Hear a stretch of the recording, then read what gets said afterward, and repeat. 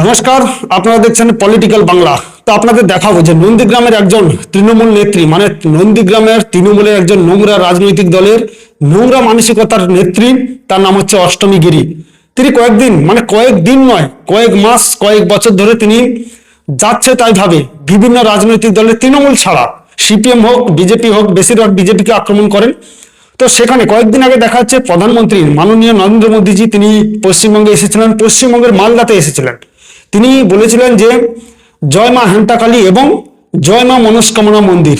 তো এটা শোনার পর তৃণমূলের যারা মূর্খ বা অশিক্ষিত এবং নোংরা নেতা নেত্রীরা রয়েছেন তারা চিৎকার শুরু করেন যে প্রধানমন্ত্রী একই কথা বললেন, এরকম কোনো আছে নাকি? অনেক হিন্দু, মানে বেশিরভাগ আমি দেখলাম যে মুসলিমরা তো ছেড়েই দিন, তারা তো কেউ কিছু এটা নিয়ে কেউ কিছু বলছে না, কিন্তু হিন্দুদেরকে দেখলাম তারা এটা নিয়ে খারাপ কমেন্ট করছে এবং লিখছে।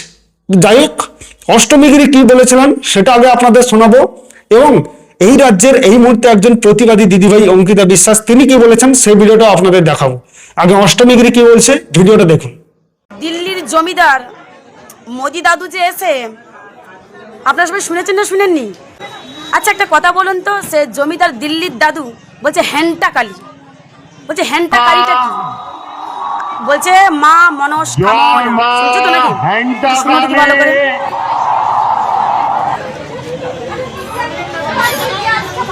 শুনেছেন? এবার যদি বুকের পাট্টার দম থাকে একটা ভিডিও করে দেখো হেন্টাকালীটা কি, আমাকে বোঝাও। হেন্টাকালীটা সনাতন ধর্মে কবে সৃষ্টি হলো? আর মা মনস্কামনা এটা কি? মা মনসা বললে একটা মানা যেত, মনস্কামনাটা কি? আমরা এতদিন জানি যে ভগবানের কাছে গেলে ভগবান আমার মনস্কামনা পূরণ করবে, এটা বলি। মা মনস্কামনা, হেন্টাকালী এগুলো আছে। তো বন্ধুরা, আপনারা শুনলেন যে অষ্টমী গিরির পুরো বক্তব্য আপনারা শুনলেন। ভারতবর্ষের একজন প্রধানমন্ত্রীকে দাদু দাদু বলে সম্বোধন করছে, মানে যেন তার বাড়ির দাদু পেয়ে গেছে। আর দ্বিতীয়ত হচ্ছে যে উনি যে বলছেন যে হিন্দু ধর্মে বা সনাতন ধর্মে এরকম কোনো মন্দির আছে বা মা কালী আছে তার জানা নেই। তো জানার তো থাকার কথারই নয়, যে সনাতন ধর্মের নয়, যে হিন্দু ধর্ম হয়তো হিন্দু ধর্ম হয়ে জন্মগ্রহণ করেনি, তার এগুলো কি করে জানার কথা? যাই হোক, তাকে পুরো ধুয়ে দিয়েছেন এই রাজ্যের একজন প্রতিবাদী দিদিভাই অঙ্কিতা বিশ্বাস। কি বলছেন পুরো ভিডিওটা দেখুন। জয় মা হেন্টাকালী, জয় মা হেন্টাকালী জয়। হেন্টাকালী, এই হেন্টাকালী আবার কি? কোথা থেকে এসে আমাদের বাংলায় এসে মা কালীকে যা তা নামে দেখিয়ে যাবে, আর আমরা ছেড়ে দেবো ভেবেছো? ছেড়ে দেবো? হ্যাঁ হেন্টাকালী একথা আমি বলি নাই, একথা বলেছে ইতিহাসে পিএইচডি করা মা ছেলে যে দলটা আছে না, সেই দলের এক নেত্রী। বলছে প্রধানমন্ত্রী এসে বলে যেছে যে হেন্টাকালী, এটা আবার কি কালী? শোনো, তোমার তো এটা জানার কথা লয় গো খুকুমনি। কেন বলো তো? কারণ তুমি যে সনাতন ধর্মে জন্মগ্রহণ করো নাই, এ পরিচয় তো তোমার মানে কি পিসি ভাইপো মা ছেলের দল তো দিচ্ছেই, তুমিও দিয়ে দিলা, ভালোই করেছ।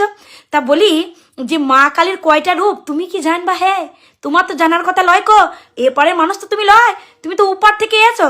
তাই তোমাকে যদি সামনে পাই গো, আগা পাঁচতলা ইমনে ধোয়াবো, ধুয়ে একবার টোপ গিয়ে দেবো, ওপারে ছুঁড়িয়ে ফেলে দেবো, বল দিচ্ছি। একবার তোমাকে সামনে পাই, তারপরে হচ্ছে কি তুমি ভেবেছিলে গেরুয়া মানে বস্ত্রের উপরে তুমি একটু কাদা ছিটাবা। শোনো, কোনো রামের শিষ্যের গায়ে কাদা ছিটানোটা তো সহজ কথা লয়। কাদা তো আছে তোমার জোড়া ঘাসের নিচে। জোড়া ঘাসের নিচেই কাদা থাকে, আর তাদের গায়েই কাদা লাগে, বুঝলা তো? তাই নিজের মা বেটার ওই যে সময় কি বলে না, ওই সত্যি দাও আর পতি দাওকে ঢাকতে তুমি এখন চলে গিয়েছিলে হেন্টাকালী। কি হেন্টাকালী জানো না তো? যাও গা, এতক্ষণে তো তুমি জেনেই গেছো কোথা আছে, বড় বড় করে কোন মন্দিরে লেখা আছে। তোমাকে যদি পাই গো, তো তোমার নিস্তার না, এইটুকু আমি বলে দিলাম। তো বন্ধুরা, আপনারা পুরো ভিডিওটা দেখলেন, মানে অষ্টমী গিরিকে পুরো ধুয়ে দিয়েছেন এই দিদিভাই অঙ্কিতা বিশ্বাস। তো আপনাদের জানিয়ে রাখি, চ্যানেলটা সবেমাত্র নতুন শুরু করেছি। তো কেন আমি এই মুখোশ পরে আছি বা কেন আমি এরকম ভিডিও বানাচ্ছি সেটা আমি একদিন আপনাদের জানাবো। তো সবাইকে অনুরোধ করবো চ্যানেলটি অবশ্যই সাবস্ক্রাইব করে রাখুন এবং আমার পাশে থাকুন। সবাই ভালো থাকবেন, সুস্থ থাকবেন।